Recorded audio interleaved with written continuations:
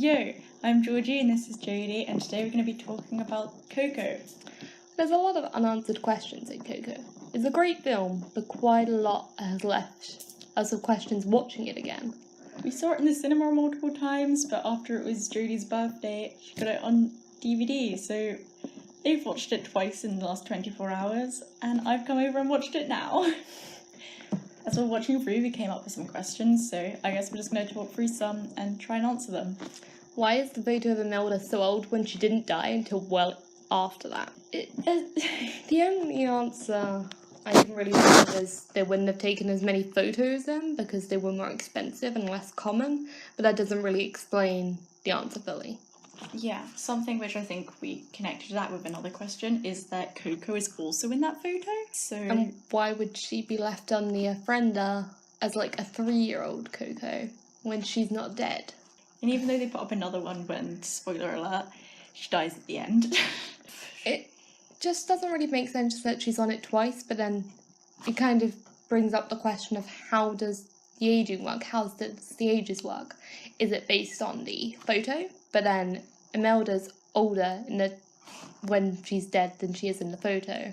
And Coco has a young photo and an old photo, but just appears as the old one. Should try to read.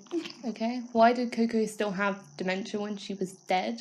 It's something that we only really thought of after the movie, but in the last scene when you see them in World of the Dead? World of the Dead, I forgot the name, well, then she seemed to still act very similarly, other than moving around.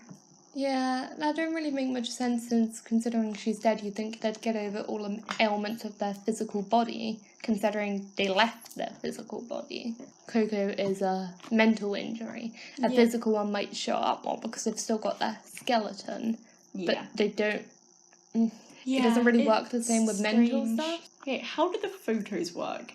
And something which I thought of whilst we were doing this, because my brain is amazing, is what if there was identical twins? What if there was two, dudes, and so, Benny and Manny, his cousins, Miguel's cousins in the movies, we're gonna get very sad because they're kids. Anyway, so what if they both died but only one of their pictures was put up? Or if they put up two of the same picture because they were identical, so they didn't know which one was which because they weren't together in that photo. And, what if they were, it's very sad, but what if they were, babies? Babies all look the same anyway, but identical twins. Would the facial recognition be able to tell the difference that they have in the World of the Dead? Wait, as we're talking about this, should we go down straight to how does the facial recognition work? And what about before photos? Oh, before photos, we did some research on what's actually on the Mexican ofrendas. And sugar skulls, the colourful grave skulls, were often engraved with the names of the deceased. So maybe they would track the name rather than the photo. That makes sense since photos didn't always exist. Yes, which makes sense, especially for people who don't have photos but still want to put them up. Let's go to the next question. Why were there skeleton dogs if Dante turned into an alebrije? Because you see the skeleton chihuahuas performing. But we also see other alebrije dogs. Yeah, so maybe it was from the reinforcement because, when Miguel was talking to Dante about him being such a good spirit guide, he turned into an alebrije, which are the spirit guides in this film. But that's not necessarily because... they didn't seem to be aware that this had happened before with the dogs. So, is there a certain criteria? Does it work like the alebrijes that are made in the living world become them in the World of the Dead? Do alebrijes exist as pets in the living world? Because at the end we see the shadow of Pepita turn into a cat. Yeah, so we know that is Pepita, but does that mean that is what Imelda's cat was when they were alive? So does that make the pets immortal? Are they in Coraline where there's the cat who can go, is it something like that with so there's two different forms in these different dimensions? Maybe, but it's just there's a lot of alebrijes for it to have just been the pets, with that also being skeletons too. So what makes the difference and what makes it a skeleton and what makes it an alebrije? So is there a time where maybe these dogs died dramatically? Or is it just the pets that died before they became an Elaborate, before they Like were they old were enough, meant to be they Elaborate. became a skeleton. Does that mean Was that? it pet's choice? Or but then why wouldn't you choose to be an Elaborate? Yeah, true. They're pretty fabulous. Do they keep the items on them when they die? Because I mean, Hector has his photograph. So are they given these photographs? Or did he have it on him when he died? But why does he have a photo on him when he died? He's just carrying around like he's walking out, like It storming would out. make about more it. sense if he had a photo of his family, like a photo of his family with him in it. Or Like the one Coco. that's on the ofrenda. Yes, or at least But like, he had one of just him. which would have been a good connection for them to have if they both had the same photo, and then Miguel sees it. Or was it like something for him trying to get a job there to make money while doing like but that does like identification, but then it's not like a passport. Like, could he go up to those facial recognition people and be like, "Yo, could I have a picture of me, please?" Or is it? And I guess they might have been able to ask for a picture of them that was on the ofrenda because those are the ones they can But then find. he But that's not seems- on the ofrenda. Plus, he seems like when he loses it, when Miguel throws it out his pocket, being like, if you just want your photo," it's like he's running after it like this is the only thing. So So he can't does get he get another it? one. But- So he must have had it on him. But But also, it doesn't seem as self-centered to have a photo of him on himself. Ernesto, Yeah. maybe. But I don't think Hector's that self-centered. it's very strange. But like, do their like items in general stay when they die? So say like you were holding a baguette and you got stabbed in the face by a gorilla, would you still have your baguette?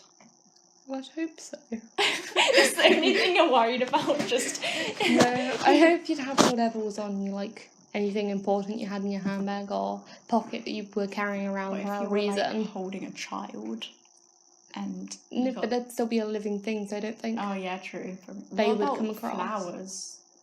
Because, like, what if you were holding flowers when you died? Or, like, you had one in your pocket? Well, if it was picked, then it was probably already dead. Oh, yeah, things die when you kill them.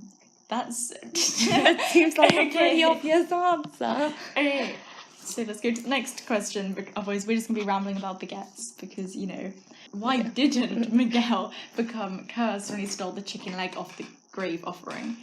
Is that when Dante became cursed? Since technically he ate the chicken leg, so he stole it. Well, it was Miguel that using the guitar that made him curse, not picking it up, because that's when all the thing with the flower petals happened, and it was kind of Yeah. the sign that it was happening. So it wasn't him picking it up, it was him using it, and Dante was the one that used the chicken leg, not Miguel, although he picked it up. Oh, I love using my food. Which I guess He was makes the one that sense. consumed it, that ate it. He used Dante it. is a bean though. I'll let him take my chicken legs any day. I guess having to be used makes a lot of sense because, like, imagine how many kids, like, people Like, are would bringing lose down. something? Like, they're like, look at this, and they pick it up, and like their parents like put that back down, and they're like, okay, but then before they put it down, they like get transported to this different world, and just that would be a They bit would have a awkward. lot more memories, and there'd be a lot more kids, living kids running around in the world of the dead if that was They're true. just so confused. Just One question we don't really have any answer to was why does the town believe Miguel at the end of the film? I mean, I know he had Hector's letters. But that isn't much evidence, especially considering that we now know that he was related to Hector. There's like, if you went to a place, Coco would have been the only one that really had any true true connection, true knowledge of him.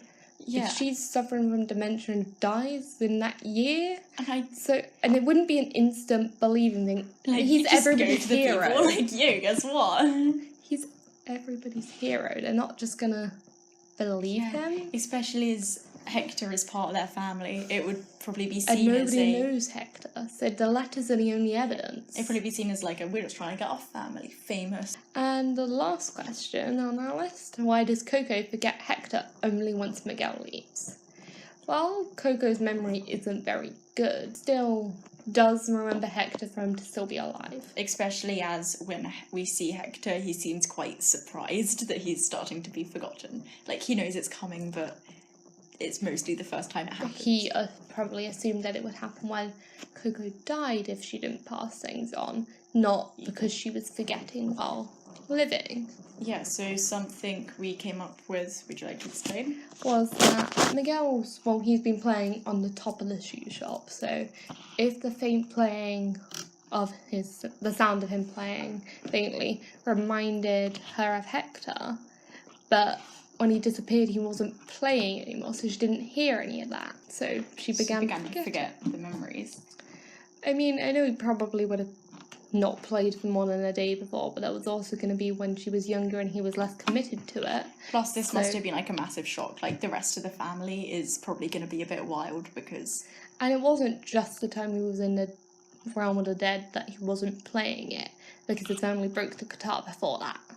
Yeah, great people. And also, when he wasn't playing, he was watching Ernesto's films and his songs, so that was still Hector's songs, even if it wasn't him playing it. And we see him, like, he blew into, like, bottles and stuff to make music, and I don't think we actually see that it makes any true notes, but we can assume that he probably was. And maybe because of the absence of music in their life, music themselves reminds her of Hector. Yeah, as we see at the end, like, every small thing, like, it's near the beginning, every small thing reminds her, so even when they're talking in front of the big thingy with the ofrenda. I'm horrible with names, I'm very sorry. We see that she is reminded of the slightest thing. So when Miguel comes back and plays properly to her, something she probably hasn't heard in a while, she remembers so much more. And also actually hearing the song that was her papa sung it to her, not Ernesto's the weird version of which that's completely unemotional. Does not deserve to be a song in at it all. picked a plot, but nothing else. Oh. I like the song, just not with him singing it. Yeah, Ernesto doesn't deserve that song. It's too emotional for his zombie-like self. We have a small hatred for him. We should probably wrap this up now. It's been 15.5 minutes. Yeah, we'll cut this down, it's fine. Anyway, those are questions which came up with on our last viewing of Coco, which is an amazing film. So if you haven't seen it, and, well, why did you listen this far? But if you haven't seen it, you really should, or just watch it again, because it's amazing. And if you have any other ideas to these questions, or any questions yourselves, we'll try and answer some, or you can answer some that we've come up with. Have fun. It's an amazing movie and you deserve all of the stuff for it. So, thank you for listening. Bye. Bye.